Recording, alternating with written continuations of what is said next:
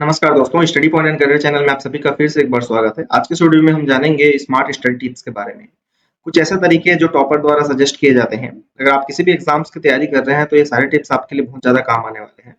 Video के last तक जरूर बने रहें। चैनल में अगर पहली बार आए हैं तो चैनल को सब्सक्राइब जरूर करें। चलिए वीडियो की ओर आगे बढ़ते हैं।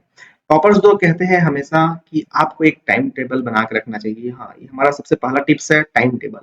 देखिए, चाहे हम लोग कोई भी एग्जाम्स की तैयारी करें, हमें एक टाइम टेबल हमारा जरूर बना के रखना चाहिए कि हमें मॉर्निंग में कितने आवर्स पढ़ने हैं, इवनिंग में कितने पढ़ाई करनी है, कौन से टाइम में कौन सा सब्जेक्ट पढ़ाई करना है, संडे को कितना पढ़ाई करना है, बाकी अदर्स डे जो हमारे स्कूल डे रहता है इसमें हम लोग किस तरीके से पढ़ाई कर सकते हैं। इसके लिए आपको एक टाइम टेबल बिल्कुल बना के रखना चाहिए ताकि इससे एक कंसिस्टेंसी बनी रहेगी कि आप कभी 2 घंटा पढ़ रहे हैं, 4 घंटा पढ़ रहे हैं, कभी 8 घंटा पढ़ रहे हैं। तो ये जो कंसिस्टेंसी है तभी से हमें पता चलेगा कि क्या कितना हुआ कितना नहीं हुआ।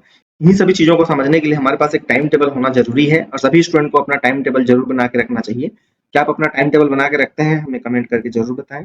चलिए आगे बढ़ते हैं अगले टिप्स की ओर। अगला टिप्स है हमारा प्लानिंग ऑफ सिलेबस। देखिए, जो भी आपके सब्जेक्ट्स हैं, टोटल सब्जेक्ट्स हैं, टोटल जो यूनिट्स होते हैं उसके अकॉर्डिंग आपको अपना सिलेबस बनाना पड़ेगा। खास करके जो आपके सब्जेक्ट्स कुछ कठिन हो गए, जैसे कि किसी के लिए मैथ्स रहता है, किसी के लिए फिजिक्स रहता है, किसी के लिए केमिस्ट्री रहते हैं, किसी के लिए कोई बिजनेस स्टडी है, जिस भी ग्रुप से आप बिलोंग करते हैं, आपके अकॉर्डिंग जो भी सब्जेक्ट आपको थोड़ा सा भी कठिन लगता है, इसके लिए आप कोशिश करिए कि उस सब्जेक्ट को थोड़ा ज्यादा पढ़िए और उसमें भी जो लॉन्ग क्वेश्चन है, जो हाई मार्क्स के क्वेश्चन है, उसको आप प्लान करिए और जो इजी सब्जेक्ट है उसमें ज्यादा से ज्यादा स्कोर करने की कोशिश करें। तो इसी तरीके से आप अपने अकॉर्डिंग, अपने स्टडी के अकॉर्डिंग, अपने लेवल के हिसाब से आप अपना सिलेबस की प्लानिंग करेंगे। अगला टिप्स है साइलेंट प्लेस। देखिए, अगर आप एग्जाम का टाइम आ चुका है, अभी आपको बहुत अच्छे से पढ़ाई करना है, इलेक्शन से चल रहे हैं, बहुत सारे शोर शराबा हमारे आसपास होते रहते हैं। इन्हीं सभी चीजों से बचने के लिए आपको एक साइलेंट प्लेस रखना पड़ेगा। जैसे कि आप कोई एक रूम ले सकते हैं या फिर अपने खिड़की दरवाजे बंद करके पढ़ सकते हैं। और ज्यादा दिक्कत है तो कॉटन का यूज कर सकते हैं अपने कानों में, या फिर आप हेडफोन वगैरह भी लगा सकते हैं विदाउट म्यूजिक, है ना। इससे बहुत सारे अलग अलग टिप्स आपके पास हैं जिससे आप अपने प्लेस को साइलेंट रखें ताकि आपको एक अच्छा इन्वायरमेंट मिले तैयारी करने के, ताकि आप बहुत बिना किसी डिस्टर्ब के अच्छे से पढ़ाई कर सकें। इससे आपकी जो फोकस है और जो अटेंशन है वो बना रहता है। इसीलिए आपको साइलेंट प्लेस बहुत ही जरूरी है। प्लेस जो है आपका साइलेंट होना चाहिए। चलिए बिना किसी देरी के आगे बढ़ते हैं हमारे नए टिप्स के लिए। Avoid mobile. देखिए, अभी के टाइम में सारे यूथ का ये एक सब बहुत बड़ा प्रॉब्लम है कि आपकी जो फोकस है वो बिल्कुल नहीं बन पाती है, जिससे आप एक अच्छा रिजल्ट नहीं ला पाते हैं और बार बार अपने फोन की ओर जाते हैं, चाहे नोटिफिकेशन हो या फिर कोई कॉल हो, कोई फ्रेंड्स के मैसेज हो या कोई व्हाट्सएप ग्रुप हो या किसी भी तरीके का एडिक्शन हो, रील्स या फिर शॉर्ट्स जैसे। इन सब चीजों को फिलहाल के लिए भी आपको बिल्कुल अवॉइड करना है। अगर आप किसी भी बोर्ड एग्जाम के लिए स्टूडेंट्स हैं तो आप बिल्कुल फोन को थोड़ा अवॉइड करके रखिए। अगर यूज करना ही है तो आप उसका पॉजिटिव वे में यूज कर सकते हैं। जैसे कि कोई टॉपिक अगर समझ में नहीं आ रहा है तो उसका डिटेल वीडियो देखिए, मॉडल पेपर, क्वेश्चन पेपर, ये सब चीजों को आप देख सकते हैं अपने फोन में। लेकिन बाकी जो चीजें हैं जिससे आपका टाइम वेस्ट होगा, इन सब चीजों से थोड़ा अवॉइड करिए इन चीजों को और अपने इन आदतों को थोड़ा सुधारिए। और आगे चल के पूरे लॉन्ग टर्म करियर के लिए भी है, मोबाइल का सही यूज ही करना चाहिए। लेकिन अगर अभी आपका बोर्ड एग्जाम के लिए है तो आपको बिल्कुल भी इसको इंटरटेनमेंट पर्पज के लिए बिल्कुल भी यूज नहीं करना। चलिए आगे बढ़ते हैं। Revision daily. जितनी भी चीजें आप पढ़ रहे हैं, आप अगर दिन भर पढ़ रहे हैं तो लास्ट में अगर 80% चीजें आप पढ़ रहे हैं, लास्ट में कम से कम 20% टाइम जो है आप उसको रिवीजन करने के लिए दीजिए। मान के चलिए, अगर आपके टाइम टेबल में आपने 6 आवर्स डेली की रूटीन हैबिट आपने बना के रखी है 6 घंटा पढ़ाई करने की, तो 5 घंटा पढ़ाई करने के बाद आपको कम से कम 1 घंटा रिवीजन करना ही चाहिए, ताकि जितनी भी चीजें हैं वो रिकॉल हो जाएं और एग्जाम के टाइम में आप उन सब चीजों को भूलिए ना और ज्यादा से ज्यादा जल्दी वो आपको याद हो सके। और ये रिवीजन एक बहुत अच्छा ट्रिक या फिर एक अच्छा टिप्स है आप लोगों के लिए, क्योंकि कोई भी चीजें जब हम लोग पढ़ते हैं और उसको जब रिवीजन करते हैं तो आप उसको भूलते नहीं है। रिवीजन करने का बेस्ट मेथड है, जो भी चीज आपने पढ़ा है उसको आप किसी को पढ़ा सकते हैं या फिर बिना देखे उसको लिखने की कोशिश करें। ये आपका रिवीजन का बेस्ट मेथड हो सकता है। चलिए अब आगे बढ़ते हैं अगले टिप्स की ओर। प्रैक्टिस। देखिए, जितने भी, ये भी एक रिवीजन का एक तरीका है। जितनी भी चीजें आपने पढ़ा है, अभी तक आपने जिन पढ़ाई कर चुके हैं, उन चीजों का प्रैक्टिस बिल्कुल करिए बिना देखे लिखने की। देखिए, जितना ज्यादा आप प्रैक्टिस करेंगे आपके पास उतना ज्यादा कॉन्फिडेंस रहेगा। ठीक है, आप डिसिप्लिन बना करके प्रैक्टिस करिए अच्छे से। इससे आपकी जो मोटिवेशन है या फिर जो एग्जाम्स के लिए जो फियर है वो बहुत हद तक कम हो जाएगा। प्रैक्टिस अगर आप करते हैं बिना देखे लिखने की, पढ़ने की, बोलने की, किसी क्वेश्चन को आंसर करने की, तो वो आपके लिए बहुत अच्छा प्रैक्टिस हो सकता है, प्रैक्टिस का एक ऑप्शन हो सकता है जिससे आप एग्जाम में अच्छा परफॉर्म कर पाएंगे। आगे बढ़ते हैं अगले टिप्स की ओर। नोट्स और टीचर। आपके पास अपना खुद का एक कॉपी होगा जिसमें आपने अपने नोट्स बनाए होंगे जो स्कूल टाइम में आपने पढ़ाई किया था। स्कूल में जो चीज़ आपने पढ़ा है टीचर्स के द्वारा, उन सब चीज़ों का एक नोट्स आपके पास होगा, उसको भी आप बिल्कुल देखिए और उसको भी आप रिवीजन करिए। जो भी इंपॉर्टेंट क्वेश्चन बताए गए हैं, जिस तरीके से आपको समझाया गया है, क्योंकि ऑलरेडी जिन चीज़ों को आपको टीचर्स के द्वारा बताए गए हैं, जिसको आपने पढ़ा है, जिसको आपने होमवर्क किया है, उसको आप बहुत काफ़ी अच्छे तरीके से जल्दी पढ़ पाएंगे, जल्दी समझ पाएंगे और जल्दी याद कर पाएंगे। तो आप अपने जो नोट्स हैं उसको भी बिल्कुल यूज करिए, ध्यान रहे उसमें किसी भी तरह की कोई मिस्टेक ना हो। चलिए आगे बढ़ते हैं अगले टिप्स की ओर। ग्रुप स्टडी का अच्छा ऑप्शन है अगर आपके फ्रेंड्स सच में अगर पढ़ने के लिए अच्छे फ्रेंड्स आपके पास हैं, तब टाइम पास या फिर किसी भी तरीके का एंटरटेनमेंट के लिए ग्रुप स्टडी नहीं करना है, फोकस्ड होकर अच्छे मार्क्स लाने के लिए ग्रुप स्टडी कर सकते हैं, एक दूसरे को किसी चीज को समझाने के लिए ये एक अच्छा ऑप्शन होता है। किसी भी टॉपिक के ऊपर डिस्कस करने के लिए, किसी भी क्वेश्चन आंसर एक दूसरे से करने के लिए एक अच्छा ऑप्शन हो सकता है। लेकिन आप इसमें ध्यान रखेंगे जो कि ग्रुप में आपके मेंबर होंगे, बहुत ज्यादा ग्रुप मतलब ज्यादा मेंबर्स के जो ग्रुप्स हैं, इस तरीके का चीजों को आप अवॉइड करेंगे। 2 लोग रहें, 4 लोग रहें मैक्सिमम, इस तरीके का एक स्मॉल ग्रुप रखें और कोशिश करें जो स्टूडेंट अच्छे से पढ़ाई करते हैं उसी तरीके का एक माहौल अपने तरीके के लोगों के साथ अपना ग्रुप बनाएं, आप ग्रुप स्टडी कर सकते हैं। इससे थोड़ा सा परफॉर्मेंस आपको अच्छा मिल सकता है। बाकी जिनको अगर अकेले पढ़ना अच्छा लगता है, कोशिश करिए कि आप अकेले भी पढ़ सकते हैं। ग्रुप स्टडी आपको अगर समझ में आता है तो आप बिल्कुल करिए अपने डाउट्स को क्लियर करने के लिए, ठीक है। चलिए आगे बढ़ते हैं अपने नए टिप्स की ओर। क्रैमिंग या फिर रोट लर्निंग, इसका मतलब होता है रट्टा मारना। देखिए किसी भी चीज को अगर आपको समझ में नहीं आ रहा है, एंड में तो आपको उसको याद करना ही रहता है, लेकिन इसका मतलब ये नहीं कि हर एक टॉपिक को, हर एक पॉइंट्स को आप बार बार उसको रट्टा मारें। इससे प्रॉब्लम होगा ये कि आप जितनी भी चीजों को भी अगर आप याद कर भी लेंगे तो एग्जाम के टाइम में आप बिल्कुल उसको भूलने के चांसेस बहुत ज्यादा रहते हैं।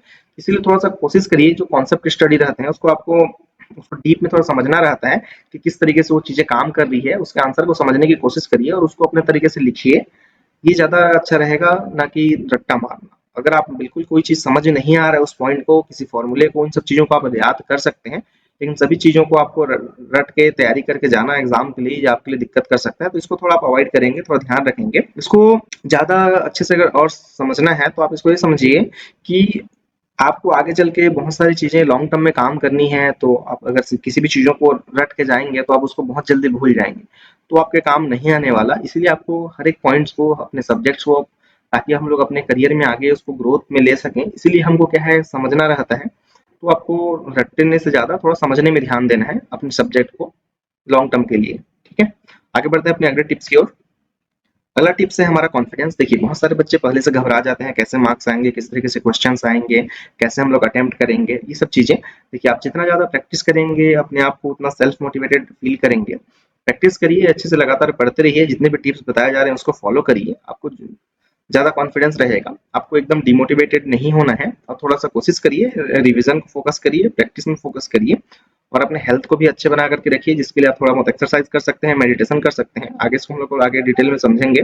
ये सब चीजें हैं, आपको थोड़ा ध्यान रखना है, रिजल्ट जो भी हो आपके लिए बेस्ट ही रहेगा। तो इसीलिए आप थोड़ा सा कॉन्फिडेंस अपना बना करके रखेंगे, ये आपके एग्जाम में काम आएंगे। चलिए आगे बढ़ते हैं अगले टिप्स की ओर। Clear doubt. देखिए एग्जाम से पहले जितने भी डाउट्स हैं अपने फ्रेंड से पूछें, अपने टीचर से पूछें, यूट्यूब में सर्च कर सकते हैं, अपने सीनियर या फिर अपने घर में जो आपके भाई बहन होंगे उनसे आप क्लियर कर सकते हैं।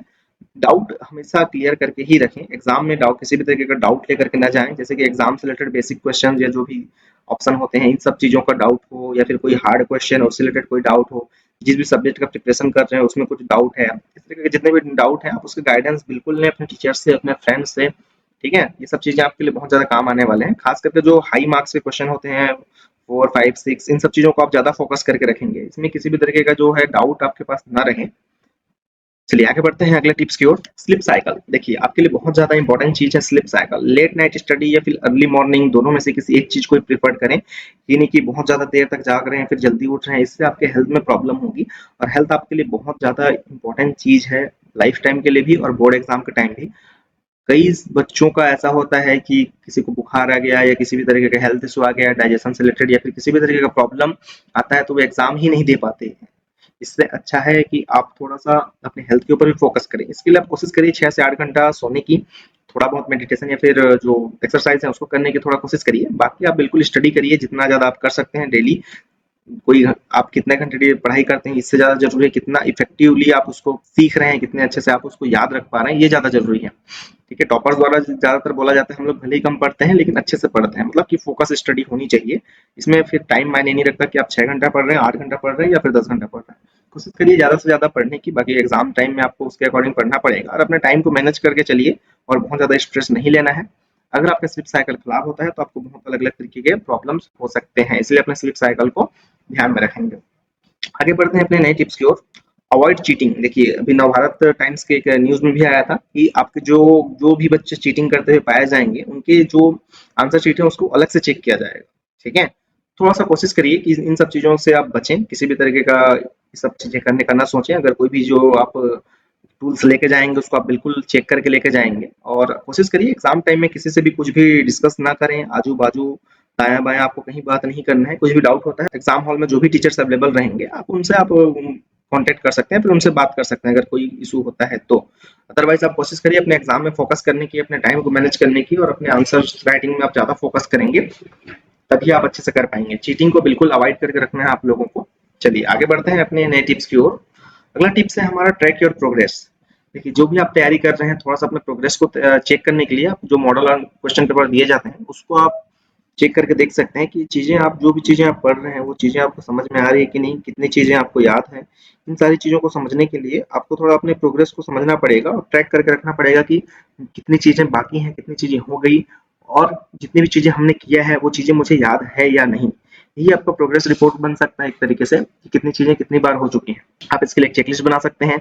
जैसे कि हिंदी सब्जेक्ट है तो ये 5 यूनिट है तो 5 यूनिट में से 3 यूनिट हो गया, 2 बचे हुए हैं, 2 यूनिट को इतने दिन लगेंगे। इस टाइप का आप अपना एक चेकलिस्ट बना सकते हैं कि कौन से यूनिट कितनी बार हो गए हैं, को कितनी बार आपने पढ़ा है। इससे कोई चीज छूटेगा नहीं और सारी चीजें कंप्लीट होंगी, कवर हो जाएंगे। ठीक है, चलिए आगे बढ़ते हैं नए टिप्स की ओर। Writing skills. राइटिंग में देखिए राइटिंग का बहुत बड़ा रोल नहीं होता, लेकिन आपको कम से कम रीडेबल होना चाहिए। मतलब जो एग्जामिनर आपके जो रहेंगे, जो आपके आंसर शीट चेक करेंगे, कम से कम रीड कर सकें काफी अच्छे से।